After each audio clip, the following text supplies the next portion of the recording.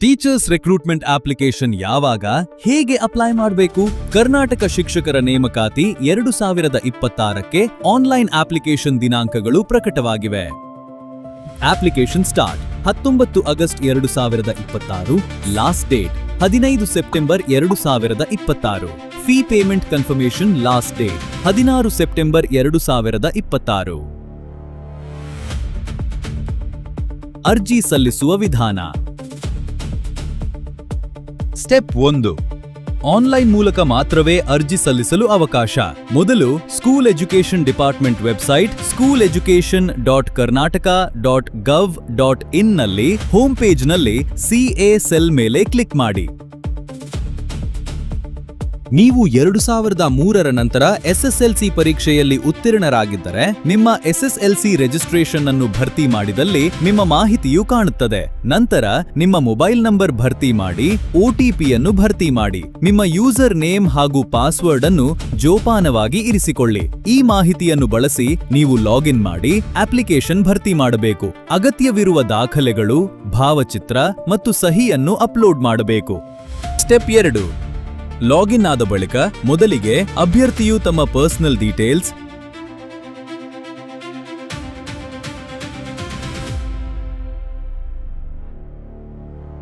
Reservation, education,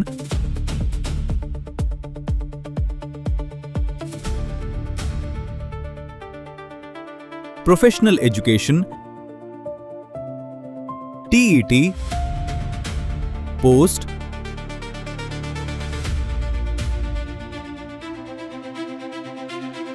photo ಮತ್ತು sign, declaration ಇವೆಲ್ಲವನ್ನೂ ಸರಿಯಾಗಿ ಭರ್ತಿ ಮಾಡಬೇಕು. ನೀವು ಒಂದೇ ಅರ್ಜಿಯಡಿ PST, GPT ಮತ್ತು AM ಅಥವಾ ಹೈಸ್ಕೂಲ್ ವೃಂದಗಳಿಗೆ ಅರ್ಜಿ ಸಲ್ಲಿಸಬಹುದು. ಆದರೆ ಪ್ರತಿಯೊಂದಕ್ಕೂ ಪ್ರತ್ಯೇಕ ಶುಲ್ಕ ಪಾವತಿಸಬೇಕು. ಅಭ್ಯರ್ಥಿಗಳು ಒಂದು ನಿರ್ದಿಷ್ಟ ವೃಂದಕ್ಕೆ ಕೇವಲ ಒಂದು ಜಿಲ್ಲೆಯನ್ನು ಮಾತ್ರ ಆಯ್ಕೆ ಮಾಡಬಹುದು. ಒಟ್ಟು 15,000 ಹುದ್ದೆಗಳಲ್ಲಿ ಕಲ್ಯಾಣ ಕರ್ನಾಟಕ ಪ್ರದೇಶ ವ್ಯಾಪ್ತಿಗೆ 6,967 ಹುದ್ದೆಗಳಿದೆಗಳು ಹಾಗೂ ಕಲ್ಯಾಣ ಕರ್ನಾಟಕೇತರ ಪ್ರದೇಶ ವ್ಯಾಪ್ತಿಗೆ 8,033 ಹುದ್ದೆಗಳನ್ನು ಹಂಚಿಕೆ ಮಾಡಲಾಗಿದೆ. ಇದರಲ್ಲಿ ಕಲ್ಯಾಣ ಕರ್ನಾಟಕ ಜಿಲ್ಲೆಗಳಲ್ಲಿ ಕಲ್ಯಾಣ ಕರ್ನಾಟಕದ 7 ಜಿಲ್ಲೆಗಳ 371 ಜೆ ಮೀಸಲಾತಿ ಪ್ರಮಾಣ ಪತ್ರ ಹೊಂದಿರುವ ಅಭ್ಯರ್ಥಿಗಳಿಗೆ 80% ಹಾಗೂ ಬೆಂಗಳೂರು ಕೇಂದ್ರ ಮತ್ತು ಬೆಂಗಳೂರು ಉತ್ತರ ಜಿಲ್ಲೆಗಳಲ್ಲಿ ಕಲ್ಯಾಣ ಕರ್ನಾಟಕದ 371 ಜೆ ಮೀಸಲಾತಿ ಹೊಂದಿರುವ ಅಭ್ಯರ್ಥಿಗಳಿಗೆ 8% ಹುದ್ದೆಗಳಿವೆ ಮತ್ತು ಅಖಿಲ ಕರ್ನಾಟಕ ಅಭ್ಯರ್ಥಿಗಳಿಗೆ 20% ಮತ್ತು 92% ಹುದ್ದೆಗಳನ್ನು ಕ್ರಮವಾಗಿ ಮೀಸಲಿಡಲಾಗಿದೆ. ಈಗ ಒಟ್ಟು ಹುದ್ದೆಗಳ ವರ್ಗೀಕರಣ ನೋಡೋಣ. 6ರಿಂದ 8ನೇ ತರಗತಿಯ ಪದವೀಧರ ಶಿಕ್ಷಕರಾದ GPT 8,500 ಹುದ್ದೆಗಳು. ಪ್ರೌಢಶಾಲಾ ಶಿಕ್ಷಕರಾದ ಅಸಿಸ್ಟೆಂಟ್ ಮಾಸ್ಟರ್ ಅಥವಾ AM 4,500 ಹುದ್ದೆಗಳು. ಪ್ರಾಥಮಿಕ ಶಾಲಾ ಶಿಕ್ಷಕರಾದ PST 900 ಹುದ್ದೆಗಳು. ದೈಹಿಕ ಶಿಕ್ಷಣ ಶಿಕ್ಷಕರಾದ PET 600 ಹುದ್ದೆಗಳು ಮತ್ತು ಕಂಪ್ಯೂಟರ್ ಶಿಕ್ಷಕರಾದ CST 500 ಹುದ್ದೆಗಳು. ವಿಭಾಗವಾರು ಹಂಚಿಕೆಯ ವಿವರಗಳನ್ನು ಈಗ ನೀವು ಸ್ಕ್ರೀನ್ ಮೇಲೆ ಕಾಣಬಹುದು. ಎಲ್ಲಾ 35 ಶೈಕ್ಷಣಿಕ ಜಿಲ್ಲೆಗಳ ಹುದ್ದೆಗಳ ಹಂಚಿಕೆಯ ಕೋಷ್ಟಕವು ಸ್ಕ್ರೀನ್ ಮೇಲಿದೆ. ನಿಮ್ಮ ಜಿಲ್ಲೆಯ ನಿಖರ ಮಾಹಿತಿಗಾಗಿ ದಯವಿಟ್ಟು ವಿಡಿಯೋವನ್ನು ಇಲ್ಲಿಯೇ ಪಾಸ್ ಮಾಡಿ ಪಟ್ಟಿಯನ್ನು ಪರಿಶೀಲಿಸಿ.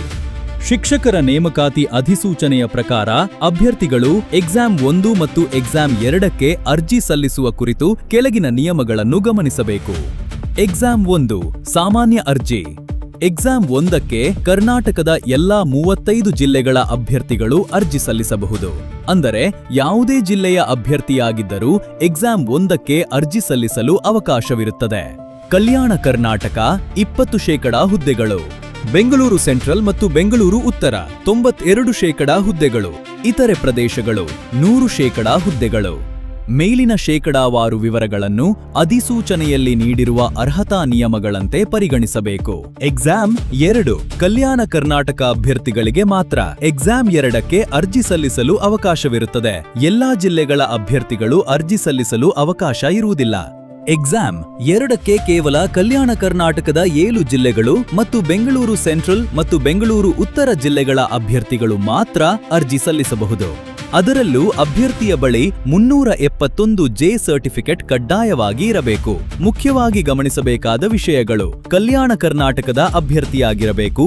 ಇದಕ್ಕೆ ಸಂಬಂಧಿಸಿದ 371 ಪ್ರಮಾಣಪತ್ರ ಹೊಂದಿರಬೇಕು.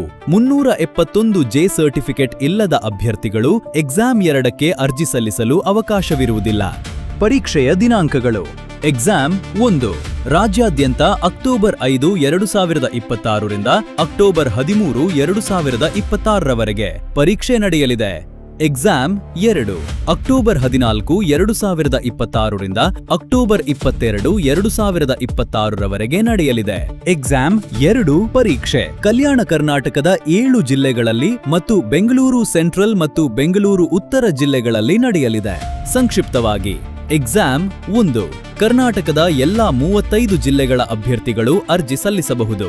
ಎಕ್ಸಾಮ್ 2 ಕೇವಲ ಕಲ್ಯಾಣ ಕರ್ನಾಟಕದ 7 ಜಿಲ್ಲೆಗಳು ಮತ್ತು ಬೆಂಗಳೂರು ಸೆಂಟ್ರಲ್ ಮತ್ತು ಬೆಂಗಳೂರು ಉತ್ತರ ಜಿಲ್ಲೆಗಳ 371 ಸರ್ಟಿಫಿಕೇಟ್ ಹೊಂದಿರುವ ಅಭ್ಯರ್ಥಿಗಳು ಮಾತ್ರ ಅರ್ಜಿ ಸಲ್ಲಿಸಬಹುದು. ಆದ್ದರಿಂದ ಅಭ್ಯರ್ಥಿಗಳು ಅರ್ಜಿ ಸಲ್ಲಿಸುವ ಮೊದಲು ತಮ್ಮ ಜಿಲ್ಲೆ, 371 ಅರ್ಹತೆ ಮತ್ತು ಸಂಬಂಧಿತ ದಾಖಲೆಗಳನ್ನು ಪರಿಶೀಲಿಸಿಕೊಳ್ಳುವುದು ಅತ್ಯಂತ ಮುಖ್ಯ.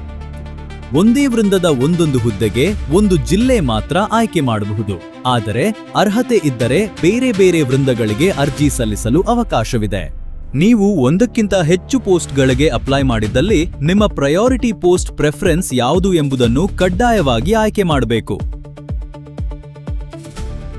ನಂತರ ಎಕ್ಸಾಮ್ ಪ್ಲೇಸ್ ಪ್ರೆಫರೆನ್ಸ್ ಟ್ಯಾಬ್ನಲ್ಲಿ ಅಭ್ಯರ್ಥಿ ಯಾವ ಜಿಲ್ಲೆಯಲ್ಲಿ ಪರೀಕ್ಷೆ ಬರೆಯಲು ಬಯಸುತ್ತಾರೆ ಎಂಬ ಆದ್ಯತೆ ನಮೂದಿಸಬೇಕು. ಆದರೆ ನೀವು ಆಯ್ಕೆ ಮಾಡಿದ ಜಿಲ್ಲೆನೇ ಎಕ್ಸಾಮ್ ಸೆಂಟರ್ ಆಗುತ್ತದೆ ಎಂದು ಖಚಿತವಿಲ್ಲ. ಎಕ್ಸಾಮ್ ಸೆಂಟರ್ ಅಲಾಟ್ಮೆಂಟ್ ಅಭ್ಯರ್ಥಿಗಳ ಸಂಖ್ಯೆ ಮತ್ತು ಲಭ್ಯವಿರುವ ಪರೀಕ್ಷಾ ಕೇಂದ್ರಗಳ ಆಧಾರದ ಮೇಲೆ ಮಾಡಲಾಗುತ್ತದೆ. ವಿಶೇಷ ಚೇತನ ಅಭ್ಯರ್ಥಿಗಳು ಮತ್ತು ಮಹಿಳಾ ಅಭ್ಯರ್ಥಿಗಳಿಗೆ ಪರೀಕ್ಷಾ ಕೇಂದ್ರ ಹಂಚಿಕೆಯಲ್ಲಿ ಆದ್ಯತೆ ನೀಡಲಾಗುತ್ತದೆ. ಈಗ ಅರ್ಜಿ ಶುಲ್ಕದ ವಿವರಗಳು. ಒಂದು ಹುದ್ದೆಗೆ ಸಾಮಾನ್ಯ ಮತ್ತು ಹಿಂದುಳಿದ ವರ್ಗಗಳಿಗೆ 750 ರೂಪಾಯಿ. ಎಸ್ಸಿ, ಎಸ್ಟಿ ಕ್ಯಾಟಗರಿ 1, ಮಾಜಿ ಸೈನಿಕರು ಮತ್ತು ವಿಕಲಚೇತನ ಅಭ್ಯರ್ಥಿಗಳಿಗೆ 500 ರೂಪಾಯಿ. 2 ಹುದ್ದೆಗಳಿಗೆ ಕ್ರಮವಾಗಿ 1125 ರೂಪಾಯಿ ಮತ್ತು 750 ರೂಪಾಯಿ. ಇದಕ್ಕಿಂತ ಹೆಚ್ಚುವರಿ ಸಲ್ಲಿಸುವ ಪ್ರತಿ ಹುದ್ದೆಗೆ ಕ್ರಮವಾಗಿ 375 ರೂಪಾಯಿ ಹಾಗೂ 250 ರೂಪಾಯಿ ಶುಲ್ಕ ಇರುತ್ತದೆ. ಈಗ ಅರ್ಹತೆಗಳ ಬಗ್ಗೆ ಗಮನಿಸಿ. ವಿಜ್ಞಾನ ವಿಷಯಗಳಲ್ಲಿ ಪದವಿ ಜೊತೆಗೆ ಡಿಇಎಲ್ಇಡಿ, ಡಿಇಡಿ ಅಥವಾ ಬಿಇಡಿ ಹೊಂದಿರಬೇಕು. ಜೊತೆಗೆ ಡಿಇಎಲ್ಇಡಿ ಅಥವಾ ಡಿಇಡಿಇಡಿ ಹೊಂದಿರಬೇಕು. ಜೊತೆಗೆ ಕೆಎಆರ್ಟಿಇಟಿ ಅಥವಾ ಸಿಟಿಇಟಿ ಪತ್ರಿಕೆ 2ರಲ್ಲಿ ಅರ್ಹತೆ ಪಡೆದಿರುವುದು ಕಡ್ಡಾಯ. ಕಂಪ್ಯೂಟರ್ ಸೈನ್ಸ್ ಶಿಕ್ಷಕರಿಗೆ ಬಿಸಿಎ ಅಥವಾ ಬಿಎಸ್ಸಿ ಇನ್ ಕಂಪ್ಯೂಟರ್ ಸೈನ್ಸ್ ಅಥವಾ ಇಂಜಿನಿಯರಿಂಗ್ ಪದವಿ ಇರಬೇಕು. ಪಿಎಸ್ಟಿ ಹುದ್ದೆಗಳಿಗೆ ಪಿಯುಸಿಯಲ್ಲಿ 50% ಉತ್ತೀರ್ಣರಾಗಿರಬೇಕು. ಜೊತೆಗೆ ಡಿಎಲ್ಎಡ್ ಅಥವಾ ಡಿಎಡ್ ಹೊಂದಿರಬೇಕು ಹಾಗೂ ಕೆಆರ್ ಟೆಟ್ ಅಥವಾ ಸಿಟೆಟ್ ಪತ್ರಿಕೆ 1ರಲ್ಲಿ ಅರ್ಹತೆ ಪಡೆದಿರುವುದು ಕಡ್ಡಾಯ. ಪಿಇಟಿ ಶಿಕ್ಷಕರು ಪಿಯುಸಿ ಆಗಿದ್ದಲ್ಲಿ ಡಿಪಿಎಡ್ ಹೊಂದಿರಬೇಕು. ಪದವಿ ಆಗಿದ್ದಲ್ಲಿ ಬಿಪಿಎಡ್ ಹೊಂದಿರಬೇಕು. ಇಲ್ಲಿ ಒಂದು ವಿಶೇಷ ಅವಕಾಶವಿದೆ. ಕಂಪ್ಯೂಟರ್ ಶಿಕ್ಷಕರ ಹುದ್ದೆಗೆ ಸದ್ಯಕ್ಕೆ ಬಿಎಡ್ ಮತ್ತು ಟಿಇಟಿಯಿಂದ ವಿನಾಯಿತಿ ನೀಡಲಾಗಿದೆ. ಆದರೆ ನೇಮಕಾತಿಯಾದ 5 ವರ್ಷದೊಳಗೆ ಅವುಗಳನ್ನು ಪೂರೈಸಬೇಕು. ಅಗತ್ಯ ಶುಲ್ಕ ಪಾವತಿಸಬೇಕು. ಅಪ್ಲಿಕೇಶನ್ ಸಬ್ಮಿಟ್ ಮಾಡಿ ಪ್ರಿಂಟ್ ಕಡ್ಡಾಯವಾಗಿ ತೆಗೆದುಕೊಳ್ಳಿ ಮತ್ತು ಅದನ್ನು ಭದ್ರವಾಗಿ ಇಟ್ಟುಕೊಳ್ಳಿ.